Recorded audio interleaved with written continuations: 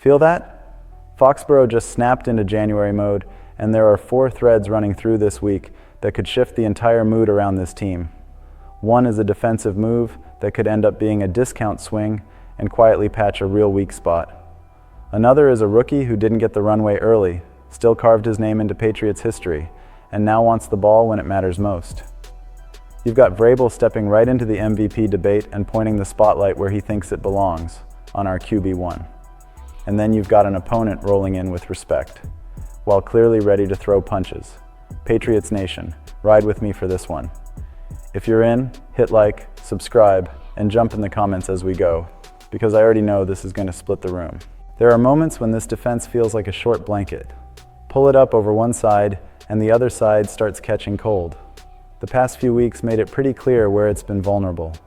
Without Milton Williams and Robert Spillane, the run defense hasn't had that same not today edge, the kind of edge that changes how teams call a game. That's not imaginary. That's real. And yet, zoom out for 1 second. New England is still allowing just 20 points per game. In today's NFL, that's not a nice stat. That's the profile of a team that's built to survive January football. The best part has been the back end. Christian Gonzalez is still playing like a straight-up eraser, the type of corner who can wipe out a WR1 and force quarterbacks to hold the ball or move off the first read. Marcus Jones has taken another step in the slot, and that matters because the quick game is basically the heartbeat of modern offense. Carlton Davis is the other big one. Rough start, took the criticism, and then, credit where it's due, he flipped the switch. Teams have tried to test him, and it hasn't turned into the production they were hoping for. And honestly, I didn't expect this next piece to settle in so fast, the safety room. That was a giant question mark coming into the year, and it's turned into a real strength. Jalen Hawkins is having a breakout season. Craig Woodson, as a rookie, is already being trusted with a heavy snap load, and that's not something you hand out by accident. Even Del Pettis, limited work, smaller sample, has looked like he belongs when he's been on the field. But you can't talk about all of that without acknowledging the tension underneath it. This group is good, and it's also top-heavy.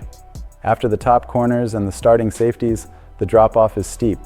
The Patriots have still had issues defending tight ends, and if a starter goes down, that hole shows up fast, like immediately fast.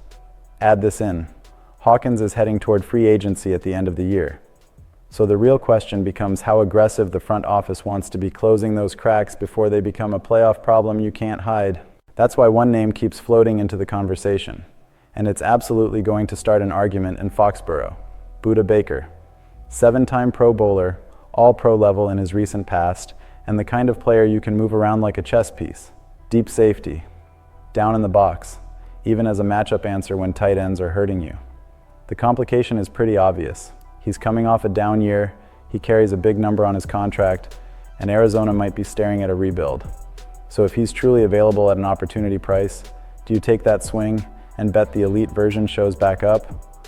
Or do you walk away because you're worried the decline isn't a blip?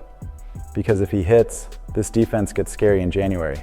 And speaking of January, there's a rookie on offense who's turned into pure spark. The offensive story has felt like a movie, the kind where the hero shows up late.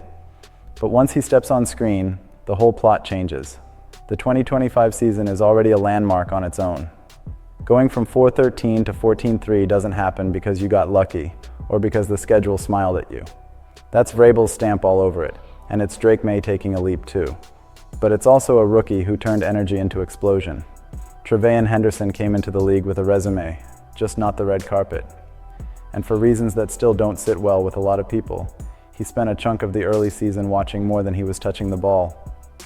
The explanation was pass protection.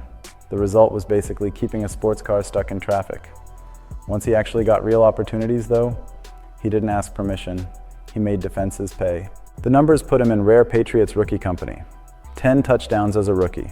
Only the 5th rookie in franchise history to hit 9 or more, and he got to 10. He even tied Rob Gronkowski in rookie touchdown history in that category. That's not trivia you toss out for fun. That's a warning label. And the craziest part is, it could have been bigger. When the ball started going into his hands consistently, you could feel the league react. Burst in space, real acceleration, vision that looks more mature than you'd expect from a rookie. Plus, he isn't just a runner. He can catch. He can create mismatches. He can be a problem on third down. Nearly 1,000 rushing yards, over 5 per carry, and meaningful work as a receiver without the ideal early season volume. Which is exactly why this next part is going to light up the comments. The Patriots left production on the table. Henderson didn't get a true workload until mid-season, and even then he showed he can change a game with 1 or 2 touches. Twice he had games with multiple 50-plus yard touchdowns. That forces defensive coordinators to rewrite their plan in real time. It changes play calling. It changes how confident a defense feels when they're trying to pin their ears back. And what makes it even more interesting is what comes next. Vrabel has made it clear the offensive line is a priority. If they add 2 or 3 true difference makers, guys who can open lanes and move people, Henderson turns into a weekly nightmare. And he won't be the only one benefiting.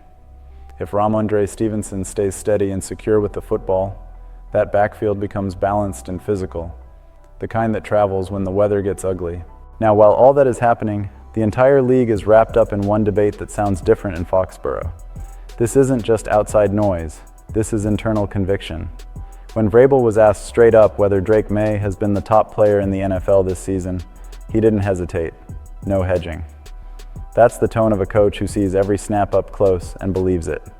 Maye didn't lead the league in touchdowns or passing yards, but he's been elite where games tighten up. Efficiency, completion percentage, passer rating, command.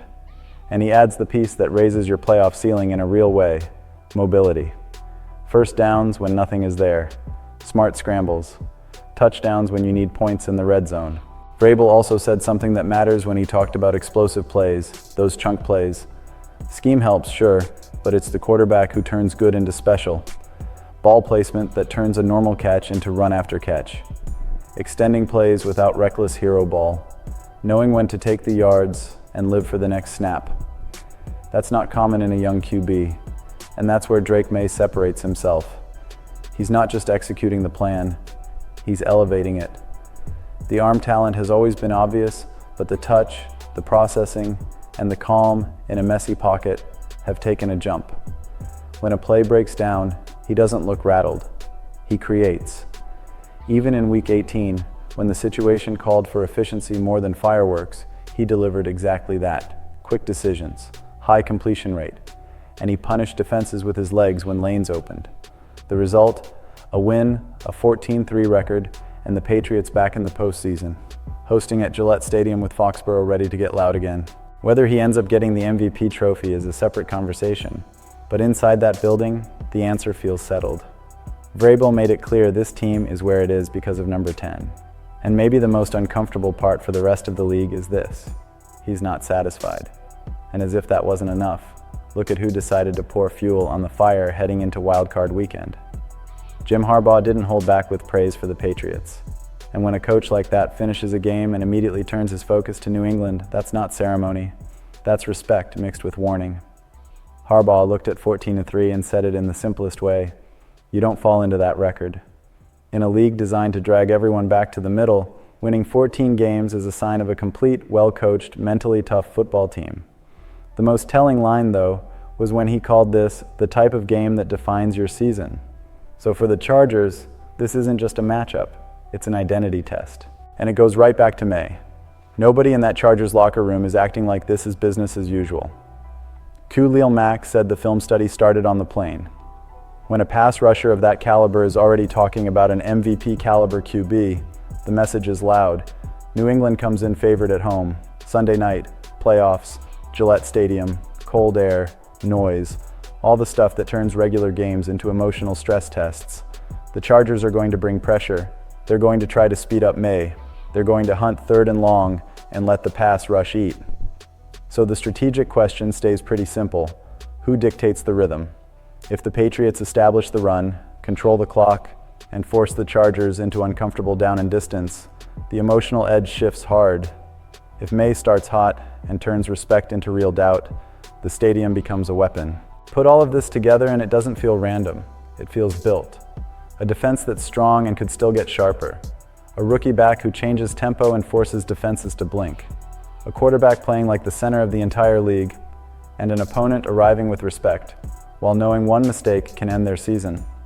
So I'll ask you, Patriots Nation, talk to me like we're watching this together.